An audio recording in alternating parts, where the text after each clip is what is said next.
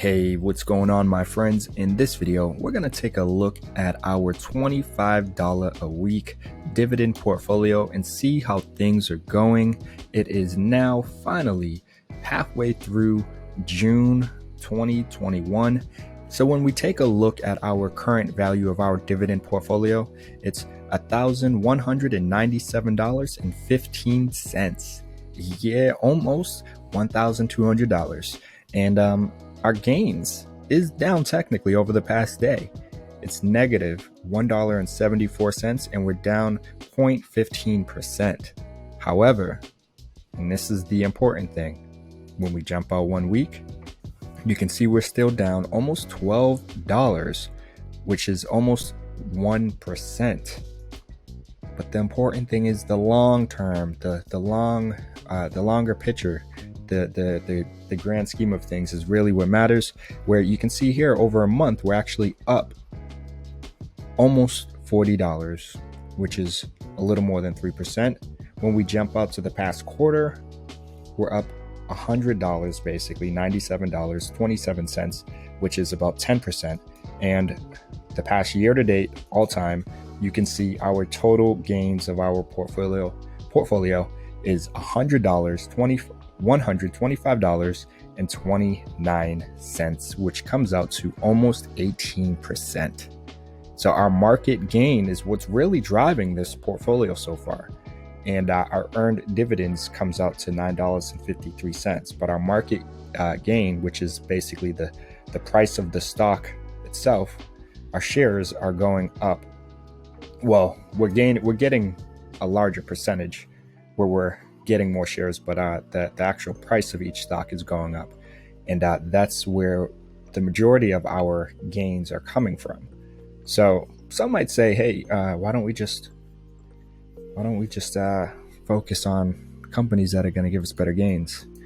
And depending on your goals, depending on what it is you're trying to do, what you're trying to achieve, that might make the most sense. Because sometimes going after companies that have more potential in terms of its actual share price is better than going after these dividends. But that's not always the case, depending on your particular goal, what it is you're trying to do, because not all companies give dividends, meaning they don't always pay out every month. And there might be a period of time, for example, when things are bad. And this is what a lot of people, kind of, I don't know if I'd say they forget or intentionally just don't like to touch on. But the reason you have this dividend portfolio, the reason you're doing this is because you want to be able to have money that's coming to you on a consistent basis. Now, we're starting so small, this doesn't add up to much now.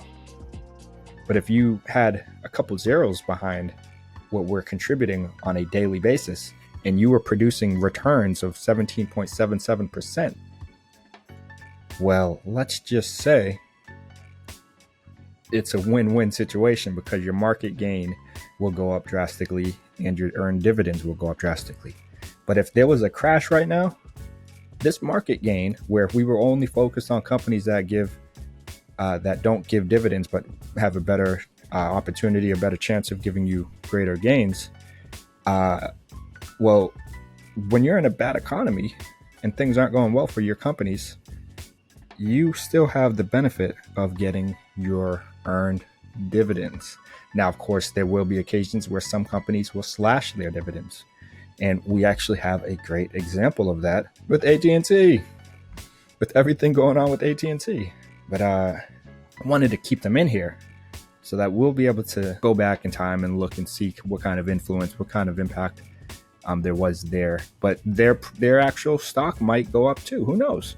The move, a lot of people aren't happy about it, but it's easy for us to talk and say this, that, and the other, but we're not the ones running these companies. We weren't put in those positions in the first place, which it's not like anyone can do that. So you do have to recognize that most of these individuals have some knowledge and experience and insight to these businesses and what they're doing, their roles, more so than what we do. And it's easier just to be a spectator and talk and criticize others.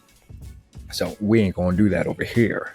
But what we will do is take a look at our slices of our pie, dividend portfolio pie, and see who is performing best when it comes to our returns. And of course, no surprise, we're pretty much seeing we're seeing a similar pattern, I think. You guys will notice right now and recently where Newt and Realty Income Corp are just killing things right now. And these are our REITs, our real estate investment that are just, real estate investments are good moves when things are going well, and sometimes they're not necessarily the best moves when things aren't going so well. So things are going well right now, so they're killing it, and they're at the top of our list here right now, which is great. And we're going to ride with them. We're going to continue to do that because that's the point of having them in here. And things, when things aren't going well and they're not necessarily at the top, it's going to balance out because they're killing it so much right now. So you have to take the bad with the good. You can't only have the good and all. It would be nice, and you could. I mean, we could trade them out once we start to see things get bad, and but we're gonna just ride with it right now, and that's kind of what we're doing with AT&T at the bottom of the list. So continuing down, you have or jumping right into it, I guess, because you have Newt at the top, which is giving us almost a 90% return. You have Realty Income at almost 25% at 24.5. Then we have 3M at 17.15%, Coca-Cola at 16.52%, PepsiCo at 16.14%, JP Morgan Chase at 11.10%, Johnson & Johnson at 6.78%, Verizon Communications at 5.42%, Procter & Gamble at 4.09%, and as I mentioned at the bottom, AT&T at 1.67%. And obviously, yeah, like I said, when you look at the big picture, you see things are going well. For anyone who's new to our channel, we are contributing $25 a week into this portfolio, and it's allowing us to obviously just grow it over time, where the goal is to just make money, get some earned dividends from it, and see if how well the market gains are going to also go up with it. But just also showing you guys the importance or the significance of investing compared to saving. Because if we were adding $25 a week to our savings account, which, hey, do that until you have a emergency fund, emergency savings account, accumulated, added up to at least, 3 months, 6 months, or a year worth of your expenses, your bills, your living expenses, so that you will be good to go. But in terms of doing that, like once you have money saved up, enough money saved up, at some point you have to say, okay, like the returns you're getting from your money being added to a savings account is limited. If anything, you're losing money through time with inflation. And so that's where you just want to start to, and having something small like this is an easy way to get you to start investing. It's not something that's playing a huge role on your income. I know if you're balling on a budget, as I like to call it, you might not be in a position where you can throw in $300 a month, or $10,000 or $5,000, $500, whatever it might be. And maybe you are, but and some people just don't want to make that sacrifice. And again, it's a long term that you got to look at the bigger picture, because just adding a small amount still is allowing us to get this to grow, where, hey, it's not growing to as much as I would like it to, as you would like it to grow, as I would like this to grow, but it's growing. And this is what I expect for how much I'm contributing towards this. So I think a lot of it comes down to your expectations aligned with your actions, and or vice versa.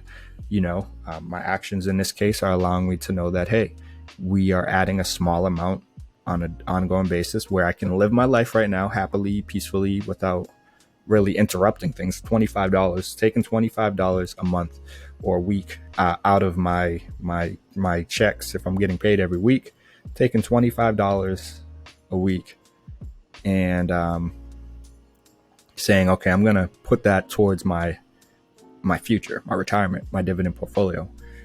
Maybe your company is giving you a 401k, and then you're adding money to that, but then you're also doing something like a dividend portfolio.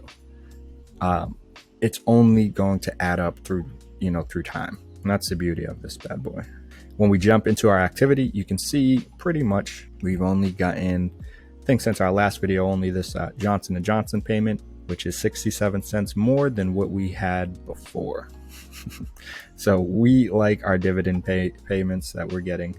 It's going to add up over the long term. That's what it's all about. Yes, maybe not to as much as some of us would like. Maybe it's adding up to more than what you're envisioning. Maybe you're like, man, okay, if I started this when Ace started it, I started my $100 back on February 1st and just added $25. And then when I got my stimulus check, I decided to add $500 because I was like, oh, well, I'm going to keep some of this other money towards some bills, maybe put some towards, a dinner, go out, whatever, splurge a little bit, and then put $500 towards my dividend portfolio, and then just continue to add $25 a week. And next thing you know, we're over $1,000. So I'm going to wrap it up there. Although I do want to let you guys know, if you haven't started your dividend portfolio yet, I do have a link down below to M1 Finance where you can get $30 for free when you start your dividend portfolio with them as well. So on that note, let me know what you guys think. How are things going with your dividend portfolio? Do you have any of these companies in yours? Have you traded anyone? Did you get rid of AT&T? I know one or two of you were saying get rid of AT&T, swap them out, get someone else in there. We're going to ride with them a little bit. AT&T has been around for a long, long time before some of you were even born. And they'll be around for a bit longer too. Yes, some of the decisions they may be making could be questionable. At the same time, you might see more of a return with them in the long term on the growth side because of the moves that they're doing. So although the dividend portion will be cut or is cut, hey, there's still opportunity there. There's still something there. AT&T didn't get to where they are, and aren't staying stagnant, at least, without having that experience and knowledge to know that they do got to adapt and change. And maybe the moves that they did might not be aligned with everyone's interest, but they obviously saw some opportunity there. So we're going to ride with them a little bit longer, see how things go. I think they were down in our last video. So if we would have got rid of them, we might have been, down even, it would have been at a loss, basically, where we're at. It looks like they're in the green right now. So like I said, we're going to wrap it up there. Let me know what you guys think. Comment down below, like this video if you haven't yet, subscribe to the channel, hit that notification bell, of course. And, yeah, you already know we got to keep it moving. But we'll see you in the next video. Peace.